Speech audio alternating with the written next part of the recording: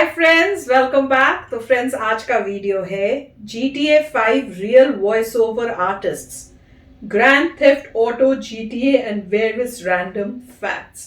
तो चलो friends, video शुरू करते हैं। पर यस, उससे पहले अगर आप चैनल पर पहली बार ही आए हो, न्यू ईयर का दिन है, पहला साल का पहला दिन है, तो क्या सोचना, इमीडिएटली सब्सक्राइब के बटन और बेल आइकन को क्लिक कर लो ताकि आपको हमारे सारे न्यू वीडियोस के नोटिफिकेशन मिले जैसे हम अपलोड करें। और वीडियो देखने के बाद अगर वीडियो पसंद आए तो कर देना लाइक और शेयर करना ये वीडियो अपने फ्रेंड्स और फैमिली के साथ। तो चलो फ्रेंड्स, शुरू करते हैं आज का ये वीडियो। क्या आपको पता है कि जो वाटरमेलन होता है वो ऐसा दिखता है? ठीक है, सिंपल सी बात है। बट आप इस पिक को देखो, ये पिक देख के आपको क्या लग रहा है कि ये है क्या? इतना छोटा छोटा वाटरमेलन? तो इसको क्यूकामेलन कहते हैं। और इसका जो टेस्ट होता है वो खीरे की तरह होता है, क्यूकम्बर की तरह। आपने इसे पहले नहीं देखा होगा ना, इस यूनिक से प्लांट को। इस प्लांट का साइंटिफिक नेम है मेलोथ्रिया स्काब्रा। जब मैं इस इमेज को पहली बार देखा था तब मेरे को लगा था कि क्या है ये, इतना छोटा वाटरमेलन मैंने जिंदगी में कभी नहीं देखा। फिर मेरे को ये पता चला कि ये तो क्यूकामेलन है। Fact number 24, dolphins. आपने बुक्स में डॉल्फिन का पिक देखा होगा, तो ना एक कार्टूनिश टाइप की डॉल्फिन होती है, जैसे इस इमेज को देखो। ठीक है, आपको लगता होगा कि ये तो सिर्फ किताबों में दिया रहता है, बट पता है ये जो फनी टाइप की जो डॉल्फिन दिखती है ना, ये एक्चुअल में एक प्रजाति है। और ये जो आप पिक देख रहे हो ये रियल पिक है। और डॉल्फिन में जो एकदम क्यूट सी इस तरह की एकदम कार्टूनिश जैसा किताब में दिया रहता है, वैसी एकदम जो क्यूट वाली डॉल्फिन होती है उसे रियल में इरावेडी डॉल्फिन कहते हैं। Irrawaddy dolphin. और इसका आप बहुत सारा पिक्स देख लो, एकदम मतलब सबसे क्यूटेस्ट स्पीसीज है डॉल्फिन में। फैक्ट नंबर 23, पता है मेरे मन में एक थॉट आता है कि आपको पता है कि आसमान से बहुत बार मेटेरॉइड और एस्ट्रॉइड्स गिरते रहते हैं धरती पे। तो मुझे लगता है कि अगर मैं सड़क पे चल रहा हूँ तो क्या मेरे ऊपर कभी भी कुछ नहीं गिर सकता है? मतलब है ना, शहर के मतलब पूरी धरती इतनी बड़ी है और मेटेरॉइड थोड़ी ना देख के आता है कि मेरे को जंगल में ही गिरना है या फिर पहाड़ में ही गिरना है। वो तो कभी भी कहीं भी गिर सकता है ना। किसी घर के ऊपर मेटेरॉइड गिर सकता है, घर को तोड़ सकता है, किसी इंसान के माथे के ऊपर गिर सकता है। तो मेरा थॉट ये है कि क्या किसी इंसान के ऊपर कभी डायरेक्टली कोई मेटेरॉइड गिरा है ऊपर या फिर उसके बॉडी पे? तो ना पूरे धरती पे ऐसा एक ही इंसान है जिसके साथ ये हुआ है। ये देखो उसका pic, Ann Hodges. National Geographic का ये आर्टिकल देखो, the true story of history is only known meteoroid victim. और वो मेटेरॉइड इनके स्टोमक एरिया में लगा था और ये घटना 1954 में हुई है। और ऑफिशियली रिकॉर्डेड ऐसी कोई भी घटना नहीं है इसके अलावा जिसमें कोई मेटेरॉइड किसी इंसान को हिट किया है। यही है एक official 1 person case. Fact number 22, cat का जो पाव होता है, ये एरिया कैट का, वो पता है कैसा होता है? वो आपको जानने के लिए कि उसका अंदर क्या क्या होता है, आपको बिना हेयर वाली कैट को देखना होगा उसका अंदर का लुक पाने के लिए। तो ना कैट में एक बिना हेयर की स्पीसीज होती है जिसका नाम है स्फिनिक्स कैट। और ये कैट कुछ ऐसी दिखती है और इसका आप पाव देख सकते हो। इसमें इस कैट का प्रजाति का ना यही खास बात है कि इसमें कोई हेयर नहीं होता है। तो इसका जो ये पाव होता है ना वो भी हेयरलेस होता है। और आप देख सकते हो कि पाव कैसा दिख रहा है। इसको आप फुल स्क्रीन में एक बार डिटेल में देखो, ऐसा होता है कैट का पाव कुछ दिखने में without hair. Fact number 21, Harrison Ford, ये जो है ये ना स्टार वॉर्स सीरीज से लोग इन्हें जानते हैं। ठीक है, तो जो ओरिजिनल स्टार वॉर्स 1977 में बना था ना, उसमें इनको $10,000 का पेमेंट मिला था मूवी के लिए। ठीक है, फिर जब ये स्टार वॉर्स हिट गया ना, फिर इसका एम्पायर पार्ट जब निकला उसके लिए इनको $1,00,000 मिले थे। ठीक है, इतने पैसे। और रिटर्न ऑफ द जेडी जब ये बाद में ये आया तब $5,00,000 मिले। और फाइनली हाल ही में जो द फोर्स अवेकेंस आया है ना स्टार वॉर्स का, उसी के लिए द फोर्स अवेकेंस के लिए इनको $20 मिलियन मिले। बाप रे, मतलब जितना डिमांड, जितना कोई सीरीज हिट जाता है उतना मतलब बढ़ते रहता है। और जब शुरू निकला था स्टार वॉर्स तब तो उतना पेमेंट था नहीं, तो बहुत सारे एक्टरों को उसकी स्क्रिप्ट दी गई होगी। बहुत कोई ऐसे एक्टर्स होंगे जो सिर्फ इसलिए स्क्रिप्ट को रिजेक्ट कर दिए होंगे क्योंकि उनको सिर्फ $10,000 मिलेगा। ठीक है, बट इन्होंने उस स्क्रिप्ट में एक फ्यूचर देखा, एक हिट होने वाला फ्यूचर उन्होंने किया, उसका बेनिफिट मिल रहा है इनको, इतना मॉनेटरी बेनिफिट। फैक्ट नंबर 20, मैंने आपको एक बार बताया था ना कि जो कॉस्मिक रेज होते हैं जो कि बाहर से आता है स्पेस से, धरती के इलेक्ट्रॉनिक इक्विपमेंट्स के साथ इंटरफेयर करते हैं। तो पता है कि धरती के जो सतह है, धरती का सतह, उसमें आने में तो टाइम लगता है, बट जो एयरप्लेन का सिस्टम होता है ना, वो तो आसमान में उड़ता है, वो तो स्पेस के करीब है, तो उसमें उस एयरप्लेन का जो कंट्रोल मैकेनिज्म होता है, उसमें कॉस्मिक रेज का ज्यादा ही असर होता है और बहुत सारे मेल फंक्शंस होते हैं। तो कॉस्मिक रेज के चलते जितना सी लेवल पे प्रॉब्लम होता है सॉफ्टवेयर या हार्डवेयर को, उससे 300 गुना ज्यादा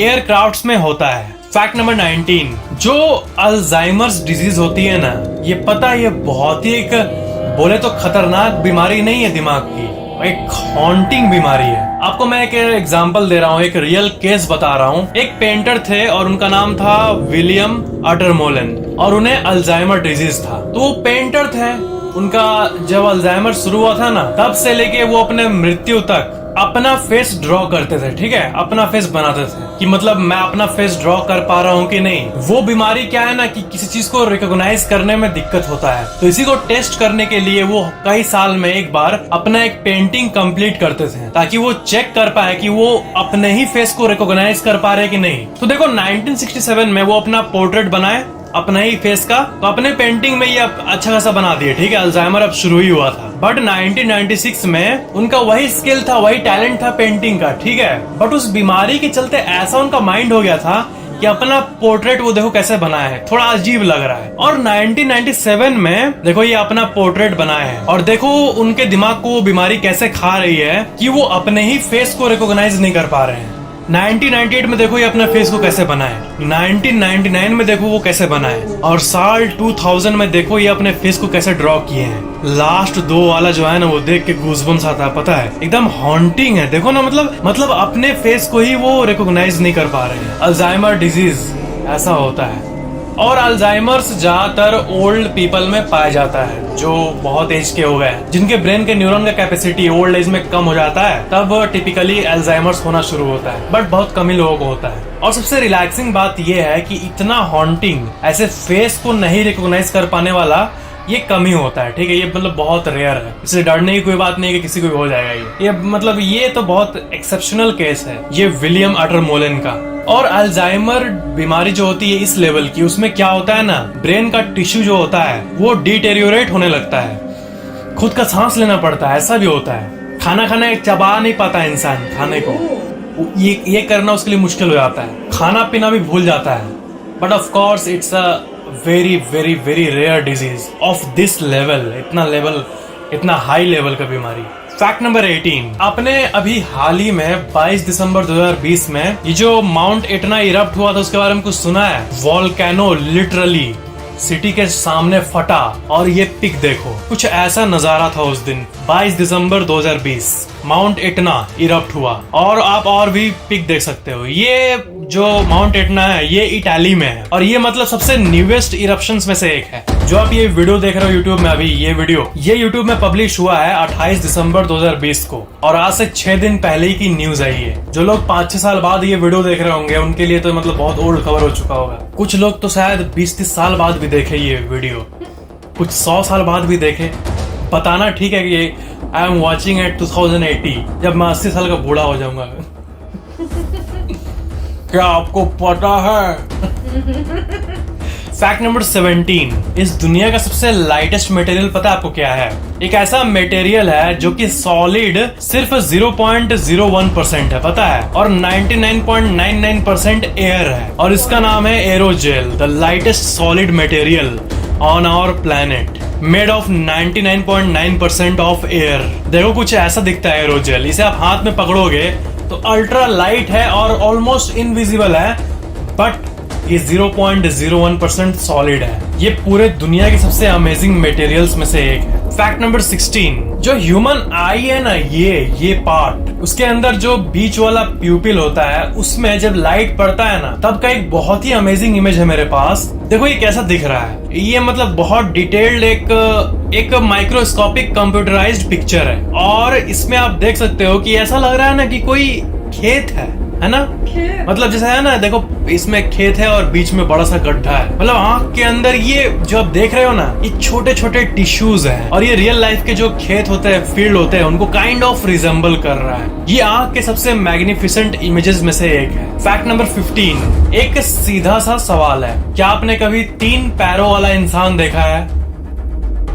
नहीं देखा होगा तो ये देखो, ये है फ्रैंक लेंटिनी और ये एक सर्कस परफॉर्मर थे और इनका 3 पैर था लिटरली। इनका जन्म हुआ था 18 मई 1889 में इटली में और इनकी मृत्यु हुई थी 21 सितंबर 1966 में। फैक्ट नंबर 14, इस आर्टिकल को देखो, the smallest computer in the world fits on a grain of rice. तो यूनिवर्सिटी ऑफ मिशिगन के जो साइंटिस्ट है इंटेलिजेंट सब, वो ना वर्ल्ड का सबसे स्मॉलेस्ट ऑपरेटिंग कंप्यूटर बनाए। ये एक रियल कंप्यूटर है और जो आप राइस का दाना देख रहे हो वो भी रियल इमेज है। मतलब राइस के एक दाने से कंपेयर करें तो वो उससे भी ज्यादा छोटा है। Smallest functioning computer next to a grain of rice. Technically ये एक कंप्यूटर है। That's गजब। मेरे को लगता है ना कि वो भी दिन दूर नहीं जब जो आजकल के जो गेमिंग पीसीज होते हैं ना, गेमिंग पीसी इतने बड़े बड़े, वो भी इतने छोटे से एक डब्बे में आ जाएगा। RTX CPU जो भी वो भी जितना कुछ है सब इतने छोटे बॉक्स में आ जाएगा।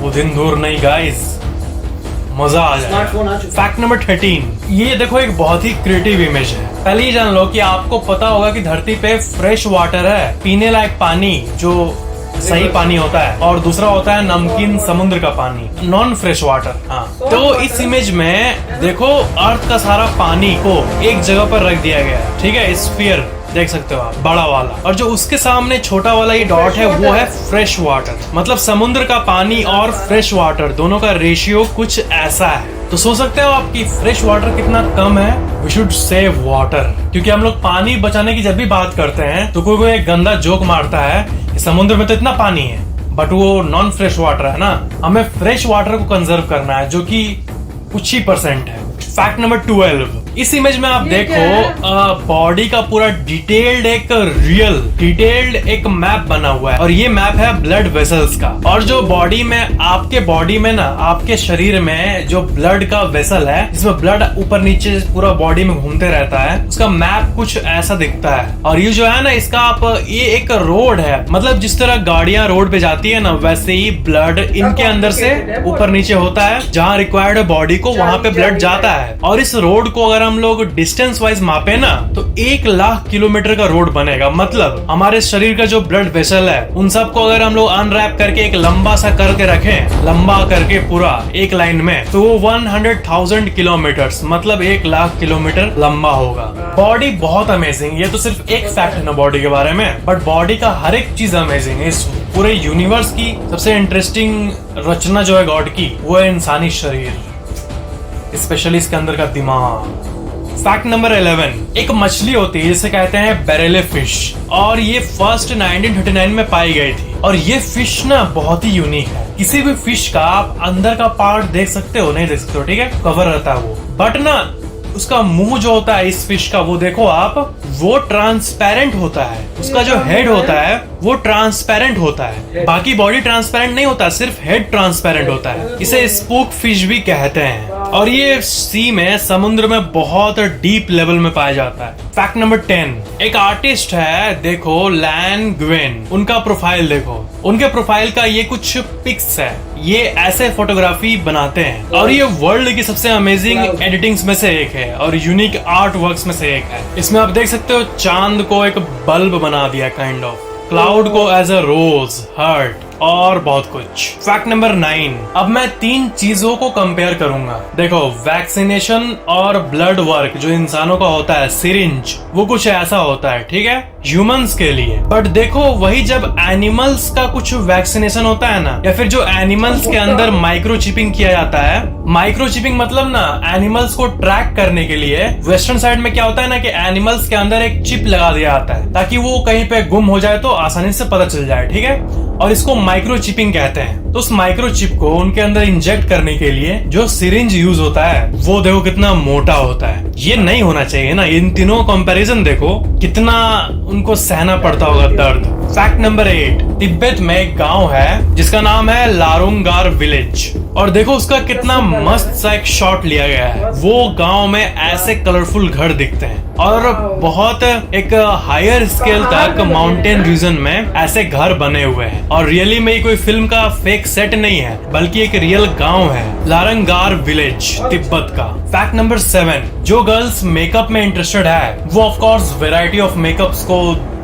देखती होगी, तो उनके लिए एक फैक्ट है कि एक टाइप का मेकअप आता है, इसको कहते हैं फ्लोरोसेंट मेकअप। और ये देखो कुछ ऐसा दिखता है। इस टाइप का मेकअप में फेस ऐसा दिखता है। और ये मेकअप बहुत टाइप के होते हैं, बट जो टॉप टियर में सबसे वियर्डेस्ट मेकअप होते हैं उसमें से एक है ये फ्लोरोसेंट मेकअप। जो मेकअप में इंटरेस्ट रखते हैं उनके लिए मजेदार फैक्ट हुआ होगा। फैक्ट नंबर 6, एक आर्टिस्ट है जिनका नाम है ऑक्टावियो ओकैम्पो, ठीक है। और वो देखो कुछ ऐसे पेंटिंग्स बनाते हैं। इस पेंटिंग को ना मैं थोड़ा दूर से दिखाता हूँ तो ठीक है, ये एक इंसान और उसका दाढ़ी लग रहा है, बट सामने में देखो एक हॉर्स भी है। और सामने जाएंगे तो हॉर्स के ऊपर कोई बैठा हुआ भी दिखेगा। मतलब ये बहुत चीजों को एक साथ इंटीग्रेट करके एक कॉमन सा फ्रेम बना के ऐसा आर्ट वर्क बनाते थे। इसका बहुत सारे एग्जाम्पल देख सकते हो। और अगर आप देखोगे डिटेल में तो आपको दिखेगा कि इनके हर पिक में दो चीज नजर आएगी आपको। फैक्ट नंबर 5, जो वीरान डेजर्ट होते हैं ना, वहाँ पे जो सेल टावर होता है वो कभी कभी ना बहुत, आपको पता ही है कि जो डेजर्ट होता है उसमें टेम्परेचर बहुत बढ़ जाता है। तो कभी कभी सेल टावर्स में इतना टेम्परेचर बढ़ जाता है ना कि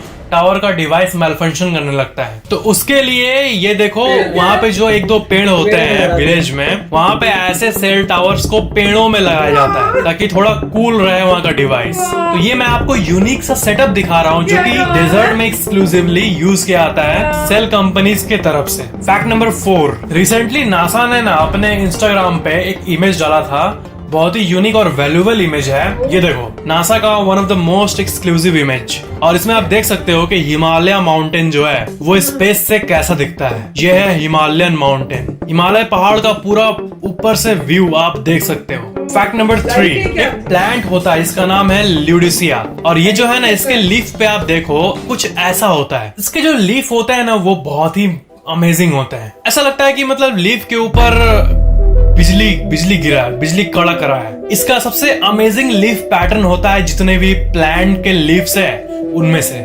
lighting on leaves. Fact number 2, जो गेमिंग में इंटरेस्ट रखते हैं, जो कि गेमिंग पीसी का सोचते हैं, उनके लिए एक अमेजिंग सा पिक दिखाता हूँ। देखो आजकल ना जो गेमिंग सेटअप होता है लोगों का, उसमें सीपीयू नॉर्मल तरीके से ऐसा रखा रहता है, ठीक है, सीपीयू नीचे कहीं पे। तो ना आजकल क्या होता है कि जो ऐसे ड्रॉर होता है ना, उसी में ऐसे सीपीयू को इंटीग्रेट कर दिया जाता है। आप देख रहे हो आजकल जो पीसी, गेमिंग पीसी है वो ऐसे बनता है, उसी में इंटीग्रेट करके, ताकि लेस स्पेस खाए। ये है gaming PC built into desk. जो अपना गेमिंग पीसी बनाने का सोच रहे होंगे उनके सेटअप के आइडिया में ये यूज कर सकते हो। फैक्ट नंबर 1, GTA 5 ये दुनिया के सबसे अमेजिंग नहीं बोलूंगा, पता है अमेजिंग तो सबको पता है, it's an amazing game, but कमाने के मामले में भी इसका एक वर्ल्ड रिकॉर्ड है कि जब ये गेम रिलीज हुआ था उसके 3 दिन के अंदर ही, मतलब आज रिलीज हुआ ना तो कल परसों तरसों तक ये $1 बिलियन कमा चुका था। 7,000 करोड़ रुपए इतने सेल्स हुए थे। लोग ना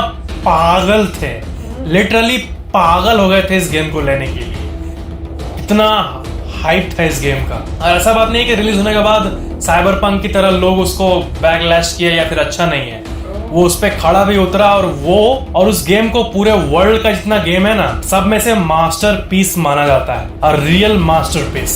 इसको बनाने में सिर्फ $265 मिलियन लगे थे, और ये 3 दिन के अंदर $1,000 मिलियन, मतलब $1 बिलियन कमा लिया। बट मैं गेम्स के मामले में ना कुछ अपडेटेड डेटा खोज रहा था जो आज की है। ऐसा कहा जाता है कि साइबरपंक को डेवलप करने में GTA से भी ज्यादा लगा है, तो मुझे पता चला हाँ ये बात सच है गाइस।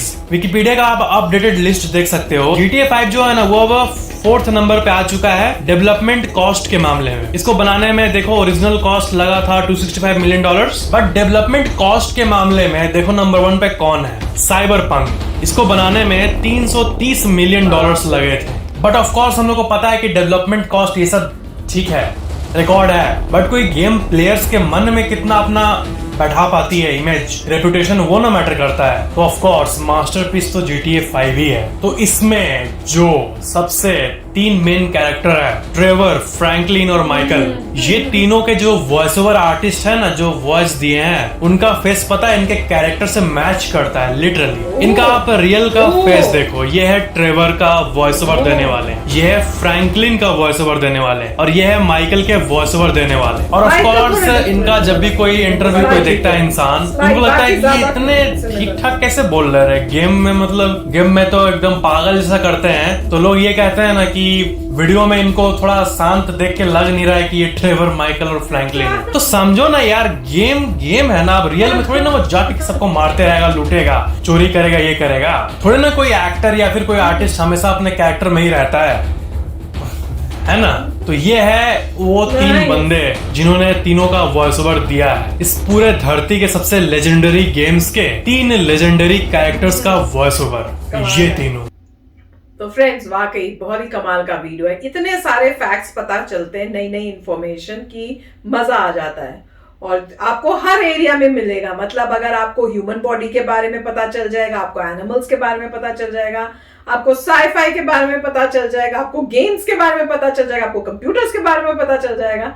तो काफी अमेजिंग था। और इसमें जो मुझे सबसे ज्यादा मतलब फैसिनेटिंग लगा वो थी वो पेंटिंग वाला, जिसमें उन्होंने दिखाया कि वैसे तो फेस लग रहा है किसी आदमी का दाढ़ी के साथ, और जब क्लोजअप दिखाया तो वो घोड़ा, वो देख के तो मैं सरप्राइज हो गई थी। मैंने इमेजिन भी नहीं किया था, देखा तक नहीं था।